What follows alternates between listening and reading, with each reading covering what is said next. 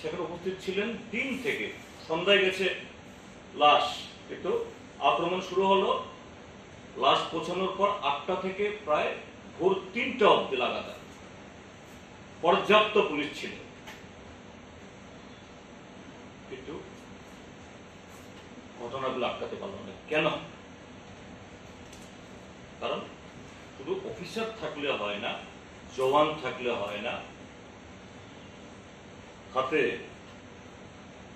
বিরোধী দল নেতা এবং এমএলএদেরকে সফর আটকানোর জন্য আইন থাকলে হয় না, সে আইন প্রয়োগ করার জন্য নির্দেশ থাকতে হয়। সেদিন সেখান থেকে ফেরার পর, কমলপুর থেকে ফেরার পর যখন শুনলাম যে সন্ধ্যা থেকে আক্রমণ শুরু হয়েছে, ডিজির সাথে আমি নিজে কথা বলেছি।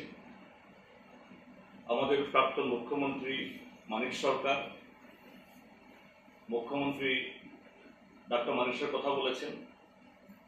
তারা বলছেন আমাদেরকে বারবার কিচ্ছু চিন্তা করতে হবে না, আমরা সব দেখছি। যেন আমরা যে ওনাদের সাথে কথা বলছি যেন বিরক্ত, আপনারা এত দরদি কেন? তো তাদের কথা শুনে মুখ্যমন্ত্রী স্বয়ং বলছে কিছু হবে না, ডিজি বলছেন সব কুছ ঠিক है, एसपी वहां पे है, एसपी সেখানে আছে তো আমি জানি। তাহলে কি অভাব? সদিচ্ছার অভাব এবং সঠিক নির্দেশের অভাব। এই জন্যই বলছি মাননীয় মুখ্যমন্ত্রী, ডিজি সাহেব, চিফ সেক্রেটারি এবং রেভিনিউ সেক্রেটারি সেখানে যান। যা ঘটনা হওয়ার তো হয়ে গেছে, কিন্তু ফার্দার যাতে কিছু না হয়। একদিকে হলো নিরাপত্তা ব্যবস্থা পুনঃস্থাপন করা, আগামী দিন যাতে কিছু না হয়। দ্বিতীয় হলো রেভিনিউ, অর্থাৎ এই যে পুনর্বাসনের জন্য শুধু এখান থেকে কিছু নির্দেশিকা পাঠিয়ে দেওয়া হলো ডিএম কে, এসডিএম কে, তহসিলদারকে, হবে না।